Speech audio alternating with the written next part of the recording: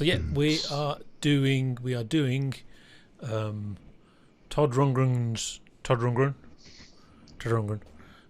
his solo album Initiation. So this is where he did the Utopia thing, and they had a record deal, I think. So he thought, well, he'll just flip between the two. He'll do a solo album, Utopia album. They're all solo albums, really, aren't they? But I thought that was quite clever. And it kind of means he can do what he likes. This is a solo album, and it actually feels like the last album was a band album, and this is a solo album. He plays most of it, I think. I think the keyboards, all the stuff, I think is him. I think. Someone correct me on that. And although Utopia was supposed to be the switch to prog, ironically, this is much more self-indulgent, and he's trying lots of different things. He's definitely doing what he wants to do. But it's a solo album, you know. He's reading bloody Alice A. Bailey. She invented New Age, literally the phrase New Age, turn of the previous century. Books of hippie stuff, the hippie stuff. So he's doing a lot of that, and you can tell. I mean, actually, while to us, a treatise on cosmic fire sounds like a sort of Futurama thing or something. Back then, you could use the word cosmic out of the context of, you know, astronomy, and it wouldn't sound silly. So anyway, I like the title track. This is all quite different. Each song is quite different stuff. I really like the title track. The position on the album almost suggests it's hidden, but it's not. It's a proper fusion jam with some awesome Mogi playing. And then the song after that, Fair Warning, I really like that one. That's with saxophoning. Those two are probably the closest thing to the previous album. They are fusiony stuff. And then you've got the second side, which is really like a keyboard odyssey. So I wonder if he just decided he wanted to start playing keyboards. So the second side is very much a proggy thing, much more European sounding. First side is all sorts of things. It starts with what sounds like an obligatory single, I think, which is a bit meh. The songwriting, I don't really mean the composition, but I mean the songwriting is very sort of Zappa. I got a feeling of Zappa. But then the second side is, you know, there's bits of I mean, it makes me think of Relayer, but it's not structured like Relayer. You know, there's that kind of thing. Lots of keyboardy stuff. And here's the thing. This is the auteur thing, isn't it? It's Todd Rungren. He's decided, he's shaped his art himself. He's made it, and that's his art. And then he realised it wouldn't fit on the album.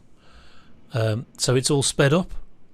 I don't know if now we're listening to the sped up version, or whether he's slowed it back down again, or the sped up album is the album now. So that's the thing to talk about. Well, hang on a minute. You know, what's his intended art, or does it actually just not matter? You know, but very talented guy. Obviously, it's a great example of original music. It is a recommended album, and that's it. Yeah. The problem with someone like Todd Rundgren is obviously he's very talented and he has many interests, and therefore it's very hard to sort of pigeonhole him, which might be considered as a boon, but it's very difficult to get a point of reference to actually discuss, you know, his albums, because there is a little bit of everything here. You'd almost say like the first so the first side is probably something more like Well, he's just come off doing a Utopia album, hasn't he? So it's probably quite Utopia-like. A lot of that probably could go on a Utopia album, and then the second side is sort of like his actual solo work, which is like a big, massive, long epic. Yeah. And that's it. So it's the second side really that makes this a real solo piece. There is some good stuff on there. I mean, the opening track it's quite poppy, which turns me off for some reason. It's sort of like, well, it doesn't. All the great sort of like prog bands that we've reviewed over the time, when they start trying to appeal to like a pop sensibility, that's normally when we say, oh, okay, this is no longer interesting. They're in it for the money. They're not really writing songs with the prog mentality, with the prog sensibility. Now they're writing songs from a commercial basis. Yeah. What's the formula? Looking for the formula that will shift albums. But actually, as a pop song, it's not good enough to actually completely sour the album from a prog point of view. And like, so the Born to Synthesize and the Death of Rock and Roll, they're good, solid prog tracks. Yes. And that's the problem, really. It's solid. It's not like, whoa, there's something new going on here. There's something different here. It feels sort of almost not derivative, but it's sort of like, it sounds like a guy who's into prog has written some prog songs. Yes, it does. Yes, it's someone who was a pop star and likes prog and wants to do prog now. So he's doing prog now. Yeah. This is my prog now. Yeah, which is a little bit uninspiring, I find it. Which wasn't a problem on the last album we did. I don't know if that's the first one of these that we reviewed. It was kind of refreshing, but now it feels a little bit stale for some reason. In my mind, anyway. Interesting. Yeah. Oh, well, I mean, the other one was definitely a fusion album of fusioning. Whereas this here, he's writing tracks, he's writing songs. Yeah. So it is a different thing. Mm-hmm. I mean, he's trying different things. I mean, track 2 I thought was absolutely hilarious. I don't know if it's even serious.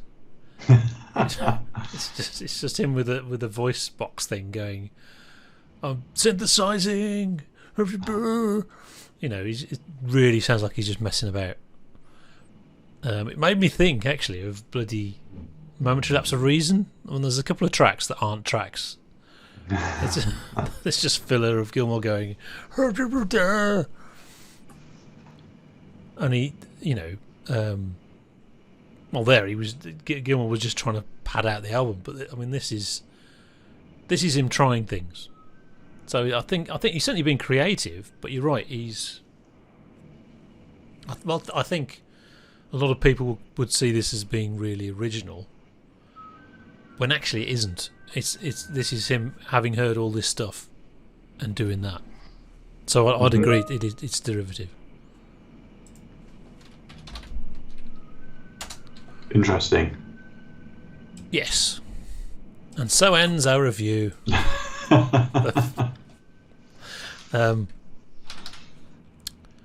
I think his pop stardom was actually fading. That's because he moved from much more poppy stuff into prog.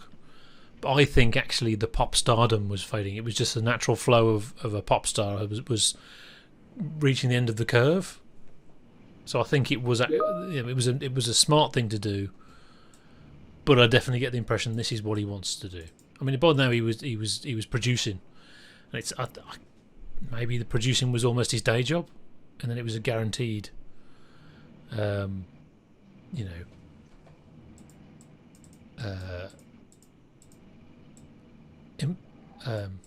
Guaranteed income, and he's very talented. Yeah, maybe I'll tell you what it might suffer from. we talk about it quite a lot. There's sort of like the tensions in the band. There's no tension there. There's no sort of push and pull, if you know what I mean. Like the David Gilmour, Roger Waters sort of thing going on. This guy, if he wants something on the album, it's going to be on the album. Yes. And that probably undermines it slightly. It has that solo albumy feel to it, and there's all sorts of different bits and pieces on there, and you would have a discussion about, let's use this bit and this bit because they fit. And you don't get that. You get it is, McCartney, like the first McCartney album, and it's all stuff, and he's just jamming and messing about. Some of it's fantastic, but it's he's just putting on there whatever he wants. Born to Synthesize shouldn't be on there. I suppose a sort of a modern correlative would be Stephen Wilson. I mean, he's sort of very much solo. Yes. And he's had quite a lot of success. Yes, but obviously Stephen Wilson has very strong opinions about certain types of discipline in writing, and this guy definitely doesn't. He definitely likes messing about, jamming. Let's just go, man. That's the thing that supposedly Stephen Wilson doesn't like. Even though one of his best albums, Raven That Refused to Sing, opens with Luminol, which is a fusion jam. It's a very disciplined fusion jam, but it's still a fusion jam, and it is awesome. It's one of the best things he's done.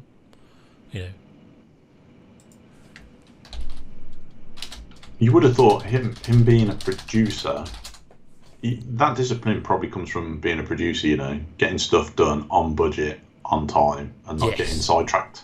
Yes. Maybe there's too much money sloshing about in 1975, or maybe because this is like quite an independent label he's working for, isn't it? Bearsville. Yeah, which is a record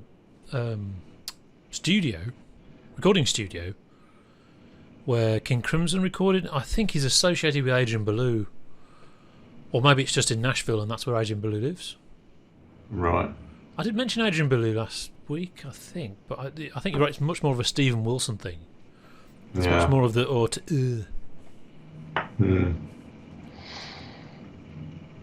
But yeah, maybe the market at the time, because you could still sell music in 1970. You could still sell albums in 1975, make a hell of a lot of money.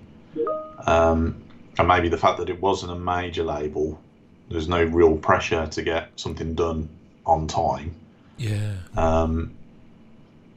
Maybe that undermines it slightly. Yes.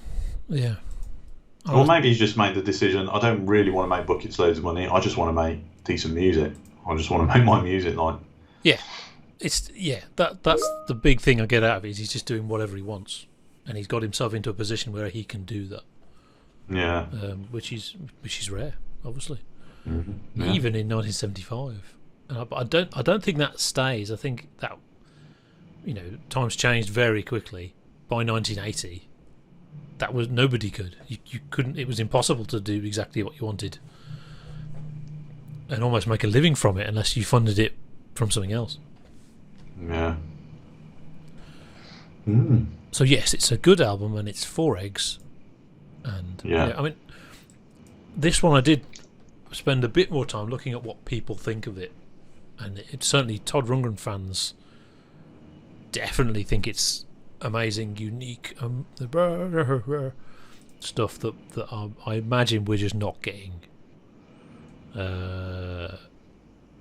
Because if you discover, it's one of those things. I think if you discovered prog via this kind of stuff, you'd have much more of a feeling of this is the definitive stuff. Whereas we're seeing it as derivative. Yeah. And that stuff did come first. This didn't come first. This is after all that. So I there's some really nice bits on the second side, and I don't just mean jamming. Initiation there's just some fantastic Moog stuff which I really like. But Treatise of Cosmic Fire isn't just a wild. It kind of is just a wild jam, but it's very nicely structured and the chord changes and stuff really, really nice, really good. And that made me think, that I wish he'd make something much more structured. Make a concept album, make like a Lamb type structured thing with songs that be, and it's all there that the guy could easily do it. I suppose that would be just more my kind of thing. Yeah, I agree. 4 eggs. Yeah. There we go. We have reviewed the second album by Todd Rungren. Yeah. I can't wait to get this run over because I can't say his name. Rungren. Rundgren. It's a bit like Thor's Hammer. Me and James, we sat and we watched all 3 Thor films. Not because we wanted to watch all 3 Thor films, because we wanted to go, Murder! That's the name of his hammer. And every time it comes on the screen, we were going, Murder! Until we got into trouble. And then we had to stop.